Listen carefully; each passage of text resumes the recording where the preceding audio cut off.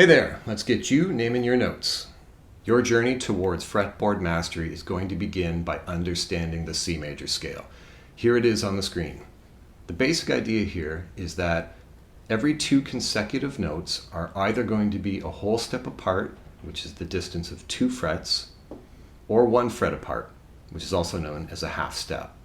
So by looking at this diagram, you'll notice that from C to D is a whole step, simply meaning that any C that you have held on the fretboard, D will be 2 frets away from that note on the same string.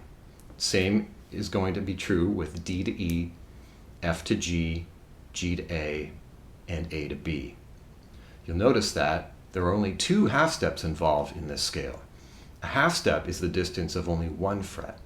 So if you look to the note E, you'll notice that E to F is 1 fret apart. This is true no matter where on the fretboard you are. E and F will always be 1 fret away. Same is true from B to C. That's the basic structure of the C major scale, and I recommend focusing on the half steps. There are fewer of them, so they're easier to remember. So for half steps, remember E to F, B to C. Any other 2-note combinations that are consecutive or alphabetical are going to be a whole step. The idea here is to work on a single string. This is the most effective way to truly get to know the notes on the fretboard. So what we're going to do is begin on the high E string, and we're going to look for the first 3 notes on this string in the key of C. So we're going to have E, F will be at the 1st fret because again it's a half step, G will be a whole step away from that, and there's our first 3 notes. What I like to do is play them 2 times using alternate picking.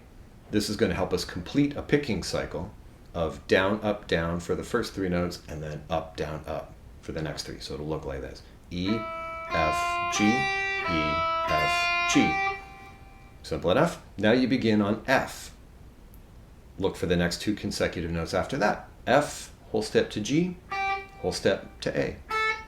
F, G, A, F, G, A. Continuing on, you'd start on G. G, whole step to A, whole step to B. 2 times. G, A, B. Then A. A, whole step to B, half step to C. B and C are the half step again. A, B, C. And you basically continue your way along the string until you reach the highest fret relevant to the key of C. So depending on your guitar, you may have 21 frets, in which case your 20th fret, C, will be the highest note you can hit. If you have a 22 fret guitar, that's going to be D. And in my case, 24 fret guitar, I can hit a high E. Once you get there, you got to come back down. So it's the same thing backwards.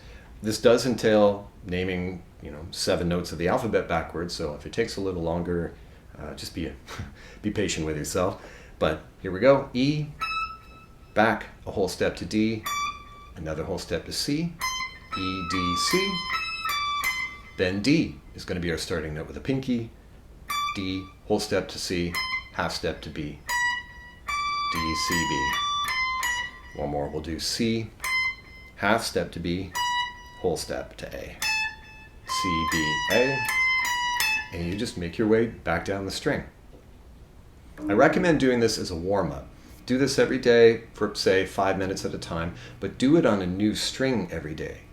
This is going to help to implant the structure of the scale, which is always going to be the same. C to D will always be a whole step, D to E will always be a whole step, E to F always a half step, etc.